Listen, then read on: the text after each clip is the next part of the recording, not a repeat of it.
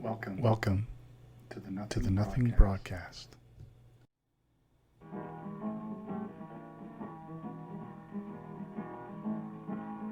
Yonder come a Miss Rosie, how in the world do you know? Well, I know about April and the dress she wore. I'm a river on the shoulder, need the paper in her hand. Well, I'm going and ask the girl now, she's gonna lose my man, live the midnight special, shine a light on me. Let the midnight special shine every little light on me when you get up in the morning. Sometimes I hate when people say that everything happens for a reason. Mostly, I believe that no, it does not. Life is chaotic and unfair and cruel, often devoid of empathy. You cannot beg or reason with it. It does not care which god you are prescribed with, and we have long since evolved to carve our way outside of the accidental towards the incidental. Life is a product of causality, and it takes an adult mind to cease to believe in a miracle. We must start instead to become them. Should an apology be miraculous? Here is something human from a human. Number 1. I would go out a lot when I was young. I think most people do. It's a time of your life where you feel like you need to test your legs, see what fits. How else do you come to understand who you are, right? I was just trying to have fun. I was out to have a good time. I was out to have a good time until I wasn't. Sometimes you climb real high, as high as you can go, just to see if you get the impulse to jump. And a couple of times I did. And you brace for the ground, and your adrenaline drops when you find that you don't hit it. You pass through it. You don't even slow down. It just keeps going. You can't even really be mad, though, because you jumped, didn't you? This is what you wanted, wasn't it?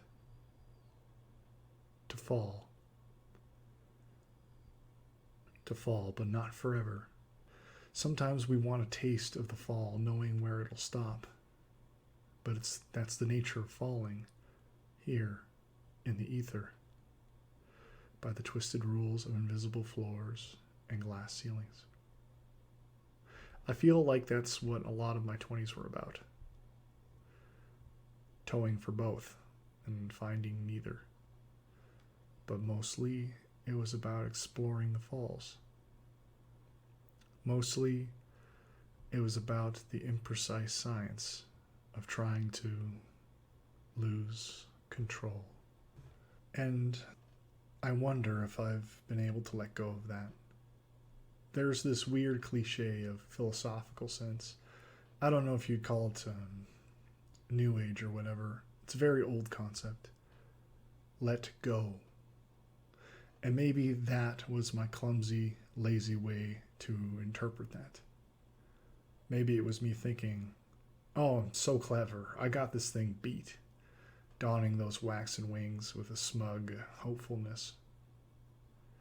Let me tell you, I've cried enough in my life to know that, by the weight of my heart, I really hope that was beaten out of me. I really hope I've decided I've had enough of that. Number 3. Recently, I've been rethinking a lot of things that have happened to me. At the time, I didn't think much of them because either I decided I didn't have the time, or I decided they didn't affect me, or whatever. But I think of them now, and when I think of them now, I can almost feel my own thoughts trying to lead me away from it. It's my own body rejecting them, but like gravity, they're things that I'm holding on to that still affect me. And that repression, it can come out in unpredictable ways. It affects my relationships, I think. I'm not sure if I'm ready to share those things. Maybe one of them. I'm not sure if I'm ready to hear myself say the words, because maybe that's what makes it more real.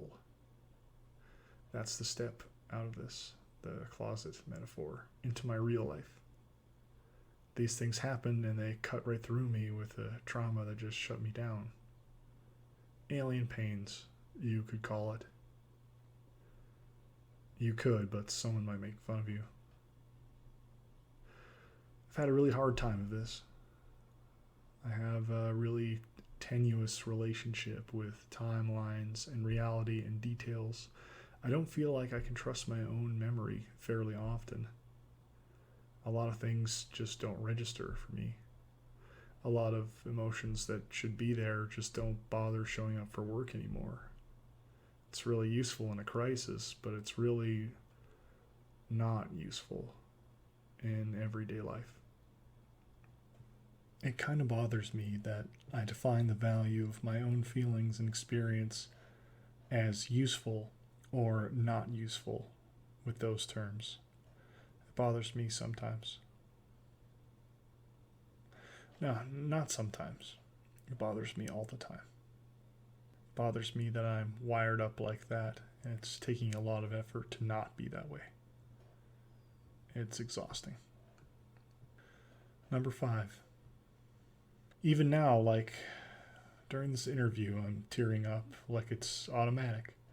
Tears are just happening. Sometimes it comes with feelings. Sometimes the feelings are disproportionate. Sometimes it feels like it comes from nowhere, or the tears will come and the feelings meant to come with them show up in the mail later. When I'm in traffic, or when I'm just sitting looking out the window, or in the middle of a conversation, then I look like a weirdo. Just start getting emotional about whatever we're talking about. It's, I don't know what it is. I don't really know, but I've been making guesses. Number 7. God, going through these books, I feel like such an outsider. I feel like a failure. I feel so misunderstood. I feel like my visions, my ideas, I just blot them down so frantically before they evaporate, and people really struggle to feel what I'm feeling when I make them. Maybe my talents are just not there. I'm 30 now, so maybe they'll never be there. Number 9. I have a yearning to be recognized and validated by people better than me.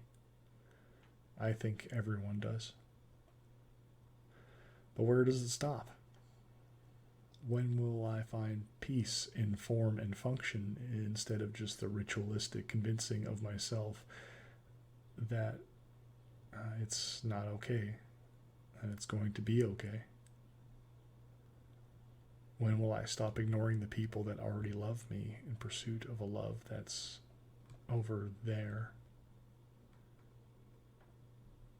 Number 11, I've been having a hard time with empathy regarding people telling me how dissatisfied they are with their career right now.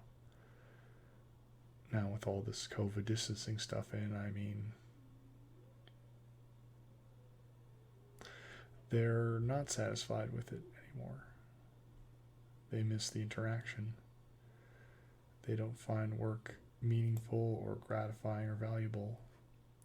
Like, I've been feeling that for years. I fucking hate the toil and tedium and arbitration of the kind of work that I do. And it's starting to affect me physically. I'm getting too old for it. But it's all that I'm good enough to get paid for. That's how I feel anyway, but I know better. I know I'm really just mad at myself for being okay with it. All this time being okay with it.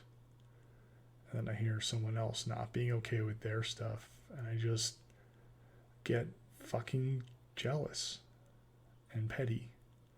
And the empathy turns off because to have it on means I admit it.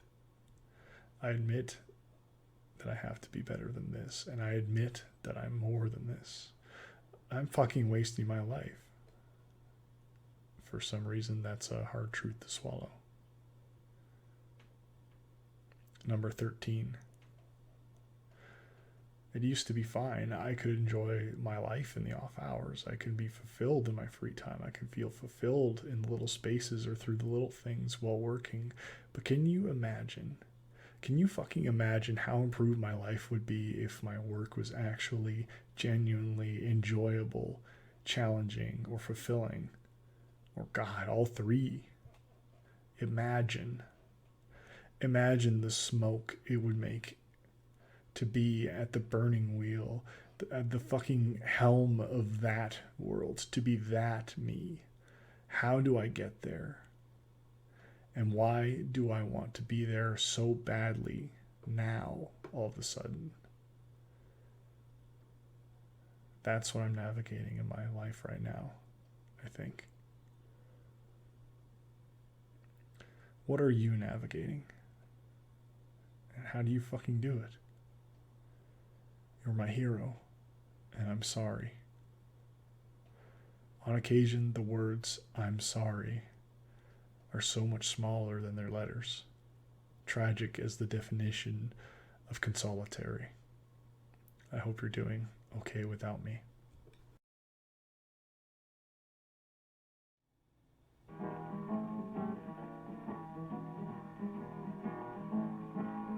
Yonder come a Miss Rosie, I knew her, do you know? Well, knows about April and the dress she wore, umbrellas on the shoulder, need the paper in her hand. Well, I'm going and ask the girl now, she's gonna lose my man, let the midnight station shine a light on me. Let the midnight stay.